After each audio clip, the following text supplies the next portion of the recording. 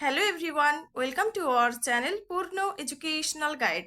প্রিয় ছাত্রছাত্রীরা, কেমন আছো সবাই? আশা করি সবাই ভালো আছো। আজকে আমি তোমাদের সঙ্গে একটি খুবই গুরুত্বপূর্ণ প্রবন্ধ রচনা নিয়ে আলোচনা করব। রচনাটি হলো বঙ্গে শরৎ। ভূমিকা: বর্ষা যেতে না চাইলেও একদিন সত্যি সত্যি বাদল ধারা হলো সারা, বাজে বিদায় স্বর।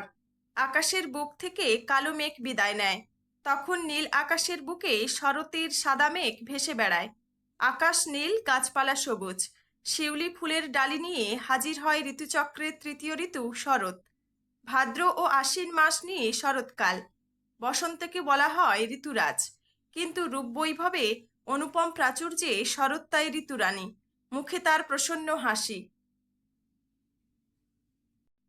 উদার অবকাশের মধ্যেই সে আমাদের ডাক দেয়। নেক্সট পয়েন্ট: প্রকৃতির রূপ।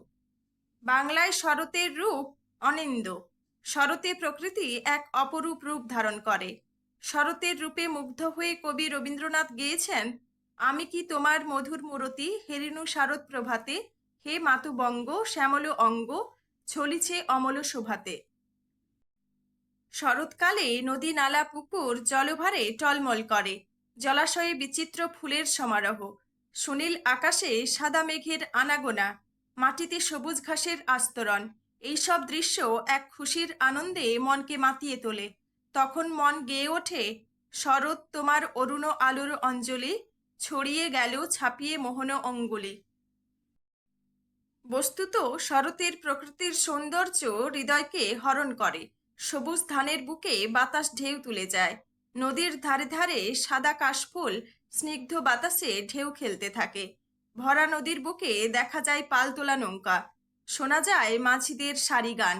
বাউলের এক তারায় আগমনীর সুর। শিউলির গন্ধে আকাশ বাতাস ভরে ওঠে। ভোরবেলা ঘাসে ঘাসে মুক্তোর মতো শিশির শোভা পায়। শরৎকালে জ্যোৎস্না রাত্রি এক অপরূপ রূপ ধারণ করে। একদিকে শস্য শ্যামলা বনানী, কুন্তল ধরিত্রী, অপরদিকে নীল আকাশের বুকে চাঁদের উদয় এক স্বর্গীয় জ্যোতিতে ভরিয়ে দেয়। নেক্সট পয়েন্ট: শরতের উৎসব। শরৎ উৎসবের ঋতু। শরৎ ছুটির ঋতু। এই সময় আকাশে বাতাসে ধ্বনিত হয় বাঁশির সুর। কবির ভাষায় তখন স্থলে জলে আর গগনে গগনে বাঁশি বাজে যেন মধুর লগনে। একদিকে শস্য শ্যামলা বনানী কুন্তলা ধরিত্রী, অপরদিকে মা দুর্গার আগমনে বাঙালি হৃদয় আনন্দে ভরে যায়। এই সময় গৌরী বাপের বাড়ি আসেন। বাঙালির আঙিনায় উৎসবের ধুম পড়ে যায়। এছাড়া লক্ষ্মী পুজো, শ্যামা পুজো, ভাতৃদ্বিতীয়া শরতেরই উৎসব।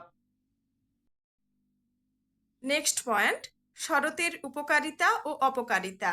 প্রাচীনকালে শরৎ ঋতুতে রাজারা শিকার করতে বের হতেন। এটাই ছিল তাদের কাছে শিকারের উপযুক্ত কাল। শরৎকাল আমাদের জীবনে তেমন অসুবিধে সৃষ্টি করে না। শরৎকালে সবুজ ধানে মাঠ ভরে যায়। শাকসবজির প্রাচুর্য দেখা যায়।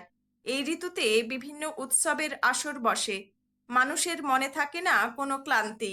তবে শরৎকালে রোগের প্রকোপ সামান্য হলেও দেখা যায়। কোনো কোনো বছর আশ্বিন মাসে প্রচণ্ড ঝড় হয়।